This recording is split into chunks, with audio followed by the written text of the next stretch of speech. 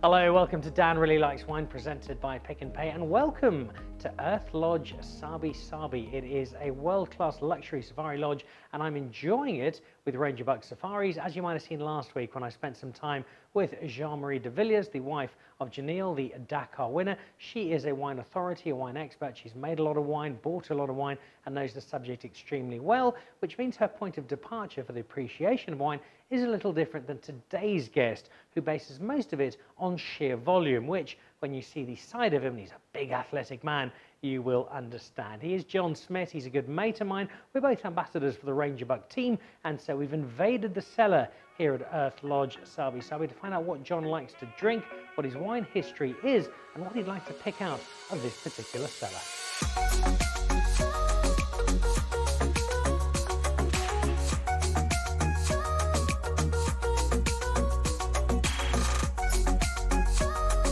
So John Smit and I first met about 20 years ago, and this is going to surprise you. We didn't actually meet playing rugby. John wasn't quite at that level at that stage. We've become particularly good mates over the last few years, and we've had a few glasses of wine around the world, different places, different events. And something I've always enjoyed watching you with your wine is that you do enjoy it, you've got a feel for it, and you're quite precise in terms of what you like and what you don't. Yeah, I think it started off with having zero clue, and along with Roxy, who also had zero clue.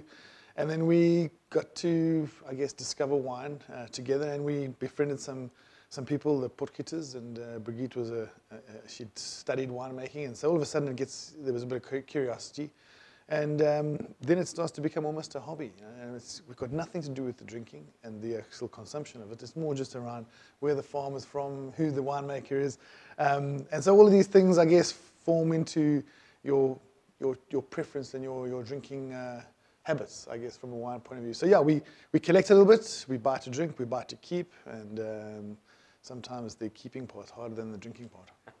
I know there's a great story to your wine drinking over the years, and I'm fascinated to find out a bit more about it. But to start with, we can't have a conversation without a bottle of wine here at Sabi Sabi Earth Lodge, and you have directed me to this particular corner of the cellar because I believe one of these bottles here is something that you and your wife Roxy particularly enjoy. Yeah, it's sort of the go-to. It's one of the ones that we find the easiest to drink, and we spend a large majority of our time in Durban, which is hot, and so we're always looking for something light. And even now, you go to any restaurant, it's still the first thing we look for. So a bottle of Haute Cabrière, Chardonnay, Pinot Noir. It's easy. It's smooth. It's consistent. It doesn't break the bank. You know, if you're having a pizza night at a restaurant. So this is what we'll consume tonight. It's the bottle that Roxy and I always seem to look for and share at a restaurant when we're having a quick meal out. Well, I think it's fair to say it's become a modern South African classic. A lot of people enjoy it, and for good reason. We've got a bottle. Let's go and grab a couple of glasses and find out about the John Smit wine story. Let's do that. So the wine that has been chosen by John Smit is the Haute Cabrière, and I'm going to come back to it a little later when we taste it properly. We'll certainly have a few sips in the build-up. I'd like to go back to the start of your wine journey, because you grew up in a part of the world that is certainly not associated with wine. They don't make too much wine in the Limpopo province. What was the first encounter? Were your parents wine drinkers? Do you remember the first glass of wine? Actually, no, my folks didn't drink wine at all. My mom might have taken a glass of some Chardonnay every now and again, but it normally came out of a box. You know, it wasn't really something that was a big part of our home and the menu of what we would drink. But yeah, I think we got out of school, and yeah, I think the first thing I ever tasted was it Reds, the cider? What was that cider?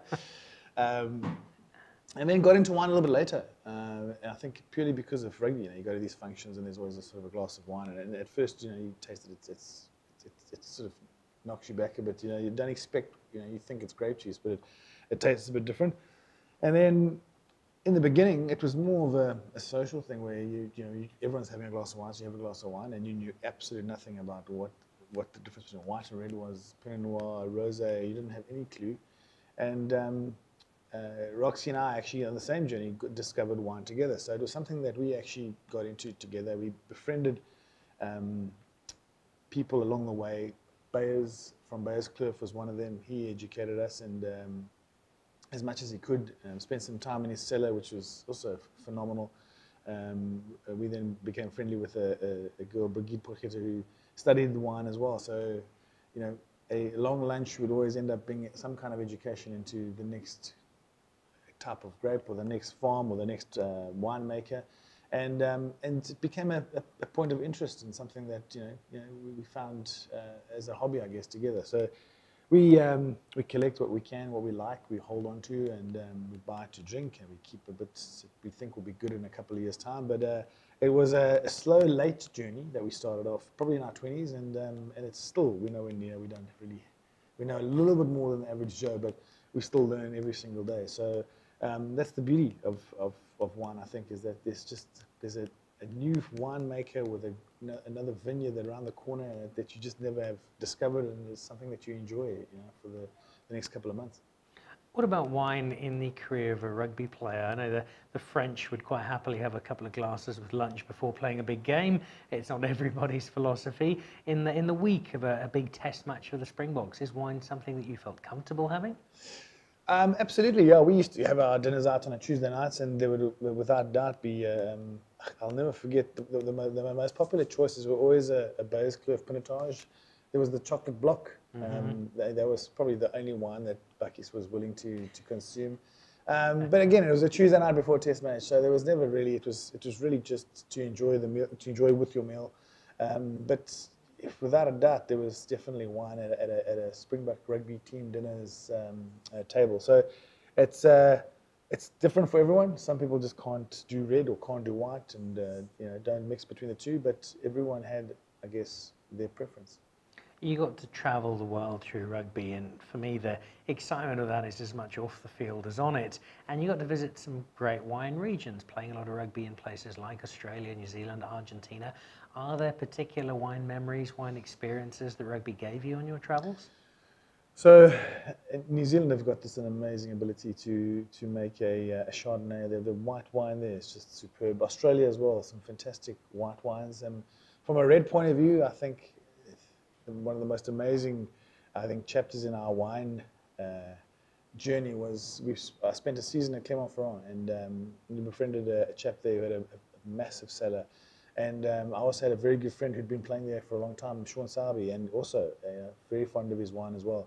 So we collected quite a bit of French wine, which I just found their reds and their blends and their grapes are just so incredible. So there was a sad day because we managed to bring back a couple of cases from our time in France, and when that last bottle opened, actually I've got one last bottle that is waiting and it actually probably needs to be drunk sometime soon, but I found that to be my favorite place to find a red. But when it comes to the whites, New Zealand, Australia, fantastic. We've had some interesting bottles from Italy, but it's a sort of a hit and miss in Italy as well. So again, blessed to have been able to travel the world, but those would probably be my strongest wine experiences in terms of experiencing something that is significantly different to what we get in South Africa, because I still believe that we make the best wines. But something different about the reds that you drink in France, and something very different about the crispiness of the white wines that the Australasians make. One of the elements of rugby that I love is that you spend 80 minutes trying to murder each other on the field, but then afterwards you're all having a beer together. What about a glass of wine together? Are there particular players from other teams who, not that long after you probably could have been charged with homicide, you've now been sitting down and having a glass of wine with? I think it's the wine probably comes at a later stage of your interaction with your opponents. And the reason why I say that is because that beer afterwards in the change room really is just a celebration of how unique the game is. The fact that it's a very physical game, but that when the line's drawn, the whistle's blown, it's game over, and let's have a beer. And I suppose it's a little bit easier to get into a beer in a change room in your kit after a game or a test match than a nice bottle of Pinot Noir. Well, I was about to say, quite difficult to sing "Here's to him, he's so blue, he's a drunkard through and through," and then watch him take a beautiful glass of Chardonnay and down it. So I think that's probably more a role of the beer. But now that we've been out of the game for a long time, now I've had some amazing dinners out with the likes of George Griggin, Justin Marshall, and I mean that's where the sort of wine appreciation comes in, where it's not so much us trying to down beers after a game, but literally enjoy moments and reminisce around good memories and hard-fought test matches in the past. There are a couple of other questions around rugby and one I'd like to ask, but I'm not sure either of us can hold off any longer. I don't like asking guests on the show particularly technical details about wine, because for me the simple fact is you like it and it's good, and you don't like it and it's not. But are you able to say what it is about this that, other than being, as you said earlier, an approachable, great cost wine, that does something special for you and Roxy? I definitely don't know enough technically to tell you why. It tastes good. It's smooth. It's easy to drink. It doesn't break the bank. So if you're going out for a quick Italian or a pizza or a quick little meal, you know, it's not a $500 bottle. So it's good value for money, and it's just, my wife doesn't like it too sweet, and she doesn't like it unbelievably dry. So this sort of sits in the middle of where it's at for both of us. So it's just a feel-good wine. Yeah, no, I'd agree with you entirely, and I think Haute Cabrière do it particularly well. Haute Cabrière, as I said earlier, has an interesting side story for me in that Taquan, the current cellar master, his dad, Achim, used to date my mum hundreds of thousands of years ago. So I could have owned a wine estate. It didn't quite work out that way, so I shall drink it happily instead. And it is a wine I enjoy as well. Are there other wines, particularly South African wines, that for you and Roxy have got a special meaning, something you'll pull out on a wedding anniversary or a special rewatching of the 2007 World Cup final? Absolutely. There are some wines and some labels and some winemakers and farmers that have had an influence on our wine journey. I think Roxy's only just recently started drinking whites and sort of, so we're getting into the Chenin Blancs, which is now a new thing for us. So we've now sort of stocked heavily on Chenin Blanc for the summer. But in the past, it was probably our favorite grape is the Pinot Noir. So, and there, you know, there's a number of really good options out there.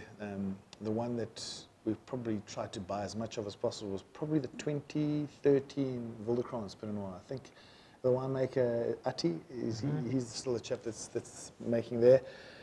So we try and go carefully through those collection of bottles, and then the other one that has to be mentioned is Beyers. He's got a pinotage that I think really put pinotage on the map really in this country. He's just done it really well.